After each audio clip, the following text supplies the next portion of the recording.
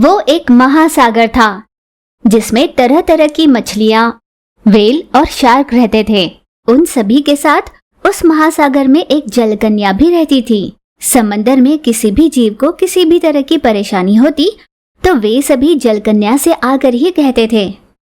एक दिन जलकन्या के पास मछलियों का झुंड आया और उन्होंने कहा, जलकन्या जी, आपको हमारी मदद करनी होगी।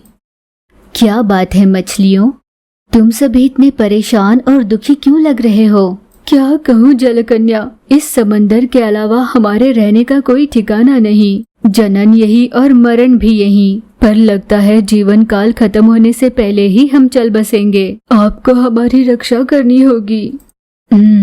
मुझे आपका दर्द समझ में आ रहा है, पर आखिर बात क्या है तुमने बताया नहीं। हर रोज समंदर में कुछ मनुष्य नाव में सवार होकर आते हैं और जाल बिछाकर हम में से कईयों को पकड़ ले जाते हैं। कल की ही बात है, मेरे माता पिता उस जाल में फंसकर हमसे जुदा हो गए और आज मेरी पत्नी मुझसे दूर हो गई। अब बचा है तो मेरा बेटा, अब उसे भी कुछ हो गया तो मैं जी नहीं पाऊंगा। मेरे साथ आई सभी मछलियों ने अपने परिवार को यूं ही खो दिया है। हमें कोई ऐसा रास्ता बताओ माँ, जिससे हम हमारे परिवार को बचा सके। तब जलकन्या ने बहुत सोचा और कुछ लकड़ियां मंगवाकर उन पर घंटियां बंधवाई और समंदर के बीचों बीच उसे चारों ओर लगवा दिया। अगर कभी तुम्हें घंटी की आवाज आए तो समझना नाव इस ओर आ रही है। उसे सुनकर तुम सभी तुरंत समंदर के तले चले जाना। उस नाव के चले जाने के बाद तुम सभी वापस ऊपर आ सकते हो।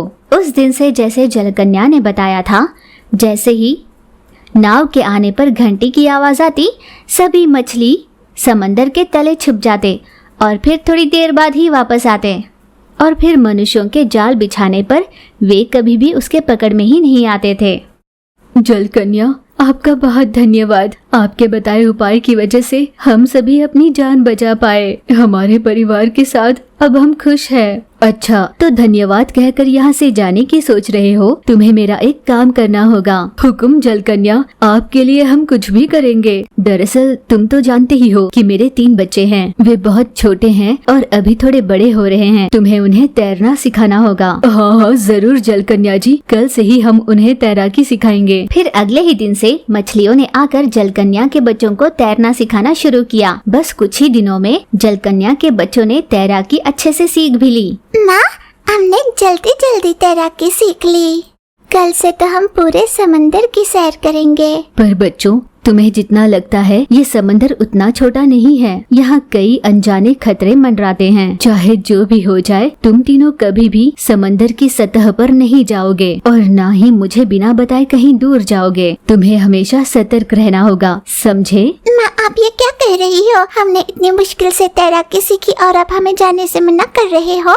ये मैं तुम्हारी भलाई के लिए ही कह रही हूँ। तुम तीनों अभी बहुत छोटे हो ना, बिना आराम के तुम सभी ज्यादा दूर तक नहीं जा पाओगे। अगर किसी को मौका मिला तो वो तुम पर हमला करने से चूकेंगे नहीं। ठीक है माँ, हम आपको बताए बिना कहीं नहीं जाएंगे। यूँ माँ जलकन्या की कही बातों को तीनों बच्चों ने झट से मान लिया। एक दिन उनके पास बहुत सारी मछलियाँ आईं। उनमें से चिंटू नाम की एक मछली बहुत ही झूठी थी। जब तक दिन भर में किसी से झूठ नहीं बोलती, उसे नींद ही नहीं आती थी। जिन मछलियों को उसकी इस आदत का पता था, वे सभी हमेशा उससे दूरी बनाए रखते। एक दिन चिंटू मछली को जलकन्या के बच्चों के बारे में पता चला तो वो तुरंत उनके पास गई।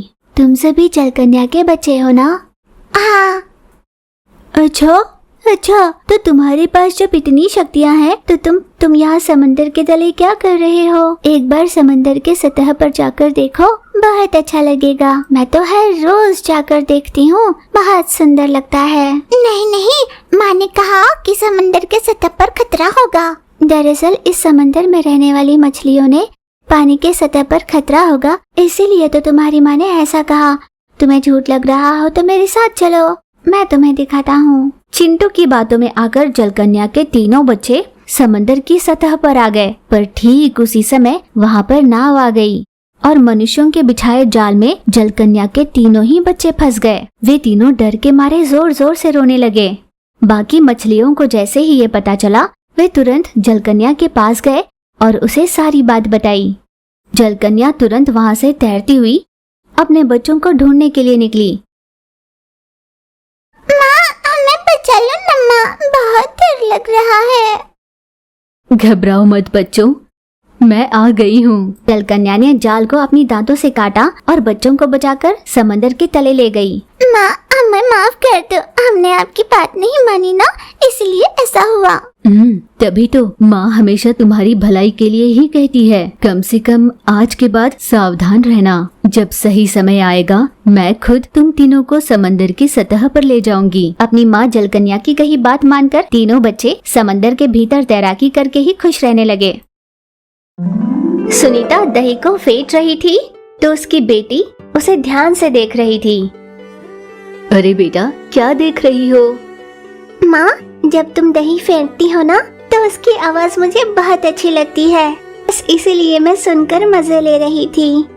अपनी बेटी की बातें सुन सुनीता को हंसी आई। फिर सुनीता ने अपनी बेटी को तैयार कर स्कूल भेज दिया।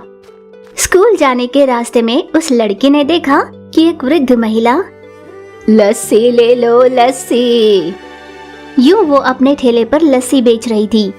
उस लड़की का लस्सी पीने का मन हुआ, पर उसके पास पैसे नहीं थे, इसलिए बस वो लस्सी को देखती हुई वहां से जाने लगी। उस वृद्ध महिला ने उसे यूं लौटते हुए तो देखा, पर वो कुछ नहीं कर पाई, क्योंकि अगर वो चाहती भी कि लस्सी उसे मुफ्त में दे दे, तब भी उसके हालात उसे करने नहीं देते, क्योंकि उसे पैसों की सख्त जरूरत थी। मुफ्त में एक भी ग्लास दे पाना उसके लिए मुश्किल ही था। उसे बहुत बुरा लग रहा था। फिर वो लड़की वहाँ से स्कूल चली गई। शाम में स्कूल की छुट्टी के बाद जब वो लौट रही थी, तब भी लस्सी वाली वृद्ध महिला वहीं पर थी। लौटते समय भी उस लड़की ने लस्सी के ठेले की ओर देखा। फिर वो घर पहुँच गई। माँ, स्कूल के रास्ते में ना लस्सी वाली दादी खड़ी रहती है, मुझे लस्सी पीने का बहुत मन होता है। माँ, मुझे तुम कल बना कर दो ना। हाँ बेटा, इसमें कौन सी बड़ी बात है, कल मैं तुम्हें लस्सी बना कर दूंगी। माँ के ये कहते ही बेटी बहुत खुश हो गई और खुशी से वो माँ के गले लग गई। मेरी प्यारी माँ। अगली सुबह माँ की बनाई लस्सी लेकर वो लड़की स्कूल जाने लगी। रास्ते में लस्सी वाली खड़ी थी। वो लस्सी वाली को देख मुस्कुराई और आगे जा रही थी, पर अचानक लस्सी वाली वृद्ध महिला जमीन पर गिरी और छटपटाने लगी। उसे मिर्गी का दौरा पड़ गया था। उस लड़की की समझ में नहीं आया कि वो क्या करे। उसने तुरंत अपनी लस्सी की बोतल निकाली और उस वृद्ध महिला को पीने के लिए दी। वृद्ध महिला उठकर खड़ी हो गई और अपने हाथ में रहा बोतल देखकर बोली, अरे ये कैसे हो सकता है, ये क्या चीज है? जब तक मेरे हाथ में लोहे की कोई चीज नहीं आती, मैं इस दोहरे से बाहर नहीं आ सकती। पर इन सब के बिना मैं कैसे ठीक हो गई? ये कैसे हो सकता है? मुझे तो बड़ा आश्चर्य हो रहा है। यूं उस वृद्ध महिला ने पूछा तो उस लड़की के पास कहने के लिए कुछ नहीं था। वो बस उसे देखे जा रही थी। बेटा, क्या ये तुम मुझे दोगी? कल मैं इसके बदले तुम्हें दूसरा पात्र दूंगी। हाँ ठीक है, पर उसमें थोड़ी लस्सी है, मैं पीकर आपको देती हूँ। वृद्ध महिला ने पात्र लड़की को दे दिया। उस लड़की ने सारी लस्सी पी ली और उसे वापस कर दिया। बेटा, कल मैं इसके बदले दूसरा पात्र लाकर दूंगी। लड़की ने हाँ में सर हिलाया तो वो औरत जल्दी जल्दी पात्र लिए अपने घर चली गई। वृद्ध महिला ने ये जान लिया था कि वो पात्र कोई साधारण पात्र नहीं बल्कि कोई जादुई पात्र है। पर इस पात्र के महिमाओं को मैं कैसे जानूंगी? कैसे? ये सोचकर वो हर तरह से प्रयास करने लगी, पर उसके कई कोशिशों के बाद भी उस पात्र से कोई जादू हुआ ही नहीं। लगता है ये कोई जादुई पात्र है ही नहीं। मैंने ही बेकार में जल्दबाजी कर ली। ये मेरी गलतफहमी ही होगी। अगले दिन उस वृद्ध महिला ने वही पात्र उस लड़की को वापस दे दिया। अरे ये क्या, आपने ये पात्र मुझे वापस क्यों लौटाया? बस ऐसे ही बेटा। लड़की वही पात्र लेकर अपने घर लौटी और अपनी माँ से उसने सारी बात कही। बेटा, कल मैं लस्सी बना कर दूंगी, तुम उस वृद्ध महिला को दे देना। माँ का कहा बेटी ने मान लिया। फिर अगले दिन लस्सी लेकर वो लड़की वृद्ध महिला के पास गई। उस औरत के पास उस पात्र को रखकर उस लड़की ने कहा, माँ ने कहा है कि मैं ये लस्सी आपको दूं। क्या कहा? मुझे? चौंक कर उस औरत ने लस्सी ले ली।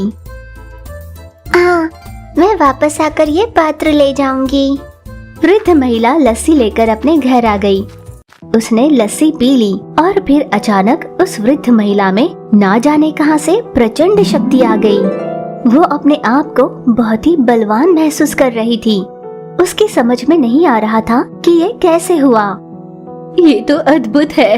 लगता है ये जादू पात्र का नहीं, इस लस्सी में ही कोई बात है। मुझे इस लस्सी के बारे में और भी जानना होगा। मुझे इस लड़की के घर जाना ही होगा। वो लड़की अपने घर से बाहर निकली तो वृद्ध महिला ने उसे रोक कर कहा, बेटा, मैं तुम्हारे घर आना चाहती हूँ। लड़की ने उससे एक भी सवाल नहीं किया कि वो घर क्यों जाना चाहती है। सीधे उसे अपने साथ घर ले गई। उस वृद्ध महिला ने सुनीता से सारी बात कही। आपने जैसे कहा, ये एक जादुई लस्सी ही है। कहते हैं ना, दही को फेंटते समय चीनी डालो तो वो ठंडक देती है, पर इस दही में चीनी के फेंकने के बाद शरीर के कई रोग खत्म हो जाते हैं और वो मनुष्य निरोगी महसूस करता है। दरअसल मेरी गाय ने ऐसा एक वर पाया है। बरसों पहले एक ऋषि मुनि ने हमें ये गाय उपहार में दी थी। इससे निकले दूध के दही में जब चीनी मिलती है तो उसमें अद्भुत शक्तियाँ आ जाती है। सुनीता की बातें सुन वृद्ध महिला चौंक उठी। ना जाने तुमने कौन से पुण्य किए होंगे जो तुम्हें इस जन्म में ऐसा वरदान मिला है। उस लस्सी का तुम नेक काम में ही इस्तेमाल कर रही हो, इस बात की बड़ी खुशी है। देखिए, मैं आपको थोड़ा दही देती हूँ, उसकी लस्सी बनाकर आप घर पर रख लीजिएगा। अगर ये आप किसी बीमार इंसान को देंगे तो उसकी बीमारी खत्म हो जाएगी और बदले में आप कुछ पैसे भी कमा सकती है। आपकी सहायता कर मुझे भी अच्छा लगेगा। आपको जब भी दही की जरूरत हो मुझसे मांग लेना, पर याद रहे आप अनैतिकता से पैसे नहीं कमाओगे। बीमार इंसान की हैसियत देखकर ही पैसे लेना, तभी बरकत होगी। वृद्ध महिला ये जानकर बहुत खुश हो गई। तुम्हारा बहुत धन्यवाद बेटा, ऐसा काम मैं कभी नहीं करूँगी। सुनीता ने उसे बड़ा मटका भरकर दही दे दिया। वृद्ध महिला ने उस दही में चीनी मिलाकर उसकी लस्सी बनाई और उसके दर पर आने वाले बीमार और शैय्याग्रस्त लोगों को लस्सी देकर उनकी बीमारी दूर की, जिससे सभी बीमार लोग स्वस्थ हो गए। इतना नेक काम करने के बदले लोग अपनी हैसियत के हिसाब से उसे पैसे देने लगे। यूं धीरे धीरे वृद्ध महिला ने खूब सारे पैसे कमा लिए। अब उसे ज्यादा मेहनत करने की जरूरत नहीं पड़ती थी और ये सब हो पाया था उस जादुई गाय की वजह से। इसलिए वृद्ध महिला और शोभा के परिवार का हमेशा आभार मानती रही।